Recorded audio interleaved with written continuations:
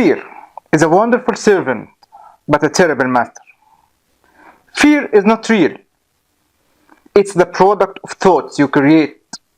Danger is very real, but fear is a choice. Fear is an instinctive response. Animals and humans are alike. They have the ability to react immediately to danger. That's why it's very important to understand what fear is and how do we react to fear. It's very important as well to understand stress and worries. What is stress and worries and how do we react to stress and worries? So right now we have two things we have to distinguish between them. It's fear and stress and worries.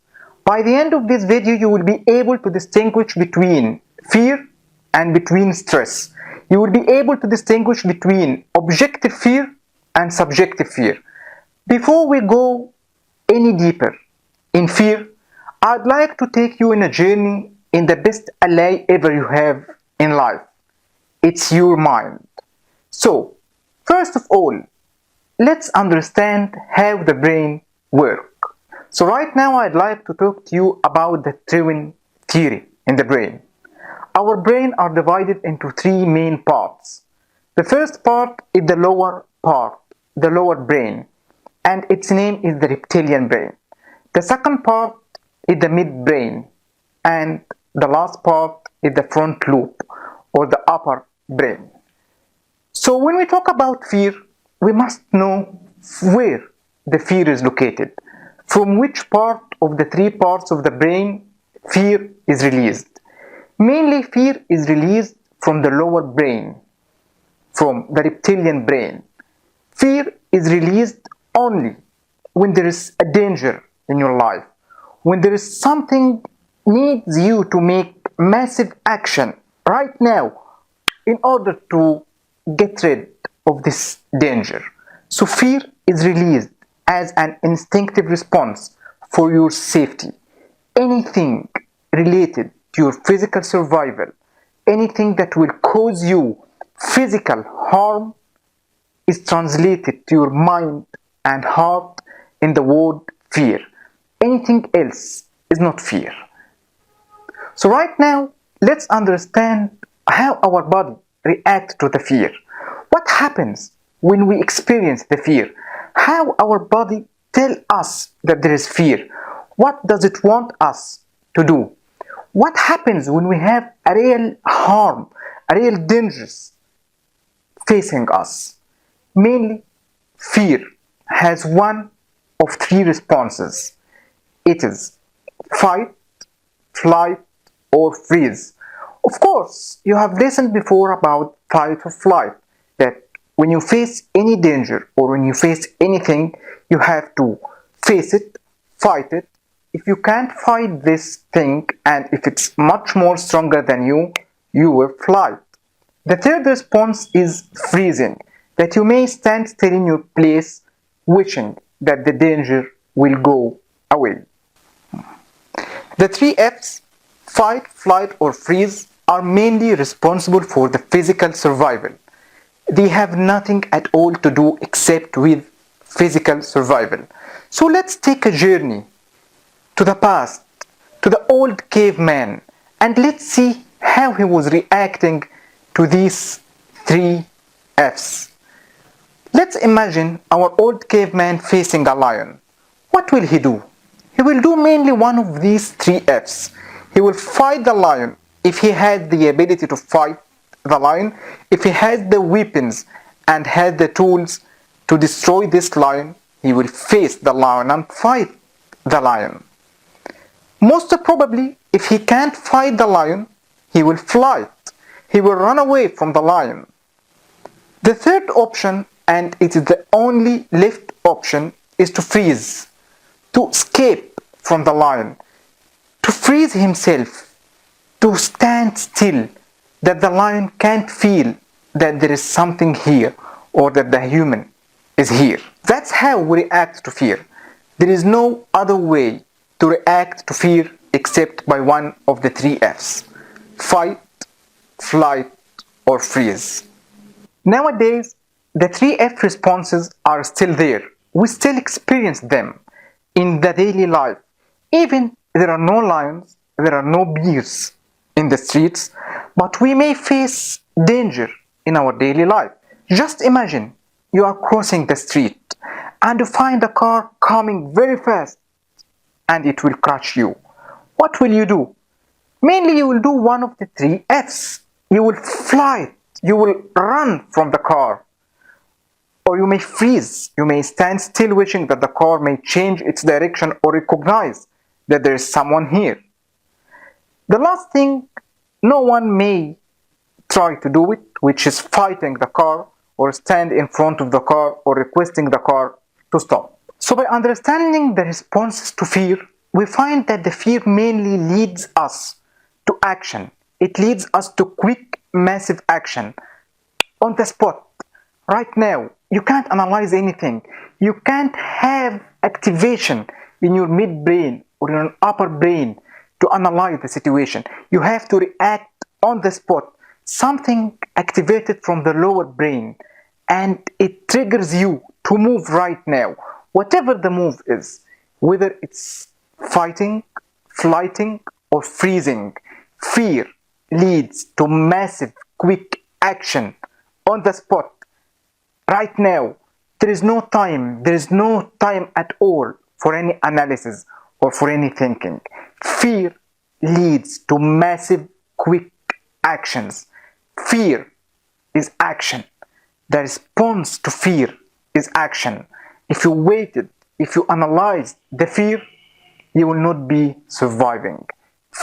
Action is the response to fear. Action is the response to anything may harm you physically. So even nowadays, we don't have the danger source. We don't have external sources that may cause us danger. However, the reptilian brain is still activated in most of our days. But in this case, it's not activated because of fear. It's not activated because of outsource danger that may cause us physical harm. It's activated because of something else. It's activated because of what we name stress and worries. In fact, stress and worries have the same feelings, have the same triggers as the fear, and you feel them in the same place, but they are not fear. They are holding us back. Stress is holding us back. It's not moving us. It's not helping us. It's not pushing us to take massive action on the spot. Stress makes us analyze, makes us worry about something in the future. So what we feel right now, and we name it fear, is not fear. It's subjective fear. So before moving any further, let's differentiate between objective fear and subjective fear. Objective fear, it is the main fear. It is the real fear. It is the fear that it's really there. It is the fear of a car will crash you. It's a fear of a lion. It's a fear that helps you to survive physically. It helps you not to be harmed on the physical level. On the other side, subjective fear, it is the fear or the feeling that it's not related to an object. It is something in the brain. It is something you are thinking about. I am afraid of making a presentation. There is no object there. There is nothing will harm you physically, but something in your brain. You are thinking of others. You are thinking, what will people say about me? You are thinking of the future. You are thinking of something may happen, may not happen. Most probably, you are thinking. Objective fear will not give you the time to think. Objective fear has no mind. Objective fear, it is there in the lower brain and you must act right now. You must act on the spot. Subjective fear, on the other side, it's not fear at all. It's stress. Now, let's understand what stress is and how do we react to. So let's understand what stress is.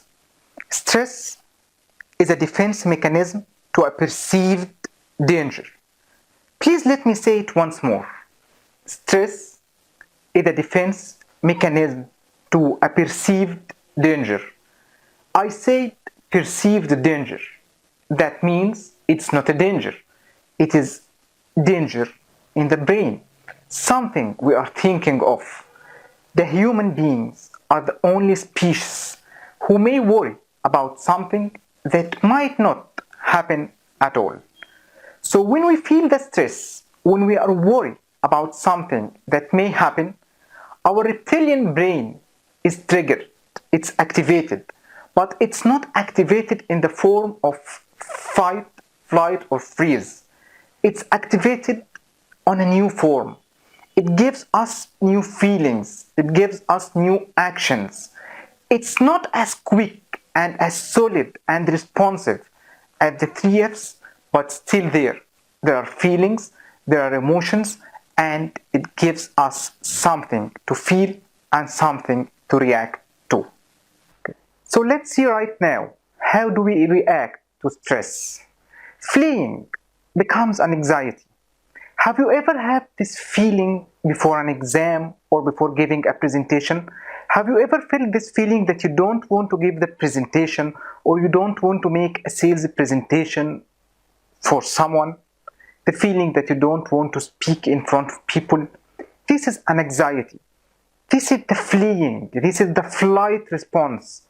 But in the new shape, it's in the shape of the current situation. It is an anxiety. It's feel worry. I'm worried about this. I don't know what will they say. And always we move these feelings and we translate it differently. We translate it to I don't like to make presentations, or I don't have time to prepare this presentation, or I hate talking to people who I don't know.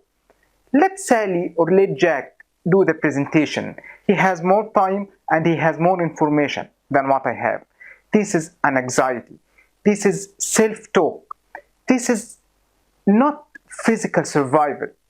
This kind of feelings and emotions, it's mainly related to the group survival.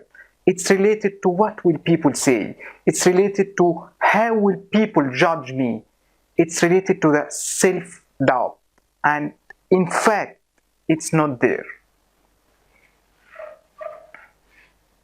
The second response, fighting, it becomes aggressivity. Have you ever felt this feeling when you go back home after hard working day and you just found yourself just shouting and yelling at your kids and partner for no reason? This is fighting, but it's translated and it's transformed in a new shape. It is the shape of aggressivity. The worst thing about aggressivity that we are not facing the main problem. Aggressivity is facing another problem and making the fire back on a new subject. And finally, freezing becomes helplessness. Have you ever felt this feeling when you have a lot of work and you have a lot of tasks and you don't know from where to start, or you don't know how will you accomplish all this? What was your feeling? The main feeling that was dominating in your thoughts at this time, it was helplessness. You don't know how will you start and you don't know how will you finish. So what is the worst thing about stress and worry? The worst thing about stress and worry that all the triggers with stress and worry are working in a teamwork with you. So whenever you felt the stress or you opened the door for this opportunity to have a place in your mind as a stress, you will experience the three responses. You will experience the anxiety, you will experience aggressivity, and you will experience helplessness. So let's give an example for this. Let's just imagine that you are in your work and you have a lot of tasks and you don't know from where to start and how will you finish these tasks. So you may stay and you may still in the work and you may feel helplessness. You may feel that you don't know how to start and there is no one to help you. Then you will be worried and you will be very anxious and you will think about the deadline that you have to deliver this work and the date of delivering the work for your boss. Then you go back home with all these feelings and with all these thoughts, and then you tend to be very aggressive with your family members. So you are not aggressive for this reason of being aggressive. You are subjective aggressive. You are firebacking. You are reflecting what's happening in your workplace to what you are doing or the way you are dealing with your family members. So all of this is because you allow the stress to take place in your mind. So it's very important to understand how to prevent stress from taking place in your mind and how to prevent the subjective fear from riding you and from taking control of your life. Dr. Norman Vincent said in his book, The Power of Positive Thinking, you do not need to be a victim of worry. Reduced to its simplest form. What's worry? It's simply an unhealthy and destructive mental habit. You were not born with the worry habit. You acquired it. And because you can change any habit and any acquired attitude, you can cast worry from your mind. Since aggressive, direct action is essential in the elimination process, there is just one proper time to begin an effective attack on worry, and that's now. So let's start breaking your worry habit at once. There are times when positive thinking only will not help you in getting rid of fear. Sometimes you need to act on the fear. Sometimes you need to have some more massive actions. The day you get rid of fear, the magic happens in your life. You will feel as if you are born for the first time. Subjective fear is holding you back. Subjective fear is holding you from achieving the ultimate success you desire. It's holding you back from achieving the desired outcomes. Not this only. It's not destroying your willpower only. It is destroying everyone around you. You are not happy. You are not feeling fulfilled. You are reflecting your negative thoughts on everyone else. That's why it's very important to get rid of this subjective fear right now. And now is the proper time. Now is the only time to get rid of this fear. So let's see together how can we get rid of this fear for once in a while. Joyce Meyer says, if you are afraid to do it, just do it afraid. No one will blame you for being fearful. People will blame you for letting the fear hold you back. So no matter what it takes, keep moving. Subjective fear is just like a swamp. It slurps at our feet, and if we stand still long enough, it begins to suck us down. Not acting will be a habit that we'll need from us to get rid of. In my opinion, the most important thing in this life is to get rid of any subjective fear. During my journey, I had used a formula consisting of 5 main steps. These 5 steps helped me a lot in getting rid of my fear, and I hope that this formula will help you as well. So the first step of this formula is consider the source. What is the source of your fear? From where did you get this fear? Who told you that this thing is subject to fear? From where did you listen this? Who told you that? Who did you see? This is very important because it's a part of your belief system. Why do we fear something? What's there that you fear? What is the source of the fear? This is the first step in the formula, and it is one of the most important steps yet. The second step of this formula is take your checklist and note what you have accomplished. The worst thing about fear that it always wants us to understand and to recognize that we can't achieve things, that our capabilities are not meeting our desires. So what happens when you get a paper and write your accomplishment? You are facing these lies. The best thing for the subjective fear is to prove to this subjective fear, or to prove to this subject, that it's a liar. There is a psychological reason for this. When you write down your accomplishment, first of all, you will feel happy. Your self-confidence will increase, and your vibration will increase, and your level of happiness and satisfaction will increase. So it's very important to take it as a ritual, to write on an ongoing basis your accomplishment. This is the only thing that when fear, or when the subjective fear tries to attack you, he will find someone stronger from the within attacking it and taking away your way. The third step in the formula is take a stock of your talents and skills. So what are your talents? What are your skills? What are you gifted with? What do you have as a gift from the universe, as a gift from God, that can help you achieve your dreams? I want you to make right now an inventory. And in this inventory, I want you to state down all the skills you have, all the talents you have. And if you can't recognize these skills and these talents, I urge you to ask someone, to ask your parents, to ask your teachers, to ask anyone, what skills and talents do you have? You must discover your skills and talents. If you don't find anyone that can help you right now in your circle, please hire a coach or a mentor to help you discover your skills and talents. Skills and talents are the engine of life. They are the supportive mechanism for what we really need. Support your life, support yourself by understanding your skills and talents. This is self-awareness, and nothing in life can defeat the subjective fear more than self-awareness. The fourth step in this formula is very important.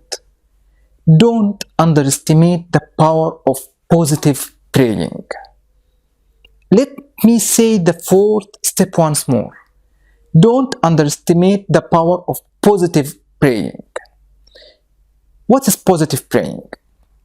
Positive praying is taking a decision with a definite plan and working on the decision, then asking the higher power, then asking the God to support you to get rid and to overcome your fears. But there is something here. It must be active praying. You can't just pray doing nothing. You can't just pray without taking massive action, without make the readiness inventory for yourself, without knowing your skills and talents, without digging deep and searching for the source of the fear. So you have to do your homework, you have to do your field work after this, with setting the proper intention and doing the proper action. You have to let go, you have to give the power to the higher power, to God, requesting Him to support you and to help you in the journey of defeating the fear. But you must do your work. You must start everything. The fifth step, it's an advice. It's just a mental exercise. Whenever fear comes to your mind, whenever you have a subjective fear, not objective fear, a subjective fear, a fear that is related with self-talking, with something in the future, with something that may happen or may not happen. I want you always to remember this acronym: false evidence appearing real. False evidence appearing real. Subjective fear is nothing in the reality more than something you think about, And because we are thinking about a lot and a lot, it appears as a reality. In fact, it's not reality and it's not there. I have added in the description a link that will take you to a place where you can download the workbook of this session. The workbook includes all the information I have mentioned in the session, and it includes some activities and some exercises that you can answer, and it will help you a lot in your journey to overcome the fear. I really hope you enjoyed this video. If you have any questions or any comments, please let me know. Just go in the comments and leave me a comment, and I will reply to your comment as soon as possible. If you find this video beneficial and the information in this video is beneficial, please share this video with your friends on the social media. Thank you so much.